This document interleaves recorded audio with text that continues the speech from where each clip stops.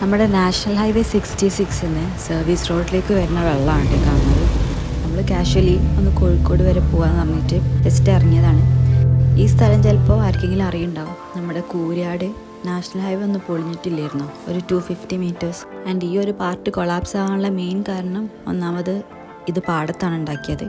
And proper ഒരു support സിസ്റ്റമോ പില്ലറോ ഒന്നും വെക്കാണ്ട് straight മണ്ണിട്ട് ഉയർത്തി ടാറിട്ടതാണ്. ആൻഡ് നോട്ട് ഓൺലി ദാറ്റ്, ഒരു പ്രോപ്പർ വാട്ടർ ഡ്രെയിനേജ് സിസ്റ്റം ഇവിടെ ഇല്ലായിരുന്നു.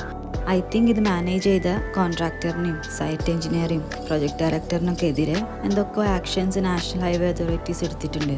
അപ്പോൾ നമ്മൾ കോഴിക്കോട് പോകുമ്പോഴാണെങ്കിൽ പെരുമഴ എന്ന് പറഞ്ഞാൽ കണ്ണ് കാണാൻ പറ്റാത്ത മഴ. അപ്പോൾ ചില സ്ഥലത്തൊക്കെ ഹൈവേയിൽ നല്ല വെള്ളമുണ്ട്.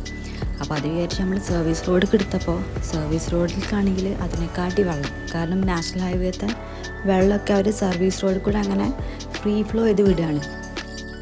എല്ലാ സ്ഥലവും ഇങ്ങനെ അല്ല കേട്ടോ, പക്ഷെ നാഷണൽ ഹൈവേയിലൊക്കെ വെള്ളം കെട്ടി നിൽക്കുന്നത് ഞാൻ ആദ്യമായിട്ടാണ് കാണുന്നത്. ഞാൻ തിരിച്ചു വരുമ്പോൾ നമ്മൾ റിസ്ക് എടുക്കാമെന്നില്ല, നമ്മൾ വേറെ വഴി ചുറ്റിയാണ് പോയത്. ഐ തിങ്ക് ഈ നാഷണൽ ഹൈവേ അതോറിറ്റീസ് ഈ വാട്ടർ ഡ്രെയിനേജ് സിസ്റ്റത്തിന് ഒരു പ്രോപ്പറായിട്ടുള്ള സൊല്യൂഷൻ കണ്ടെത്തുമെന്ന് ഞാൻ വിചാരിക്കുന്നു. അല്ലെങ്കിൽ ഇതുകൊണ്ടുണ്ടാകുന്ന കോൺസിക്വൻസസ് ഇതിനെക്കാട്ടി വലുതാവും. So I'm hoping for the best.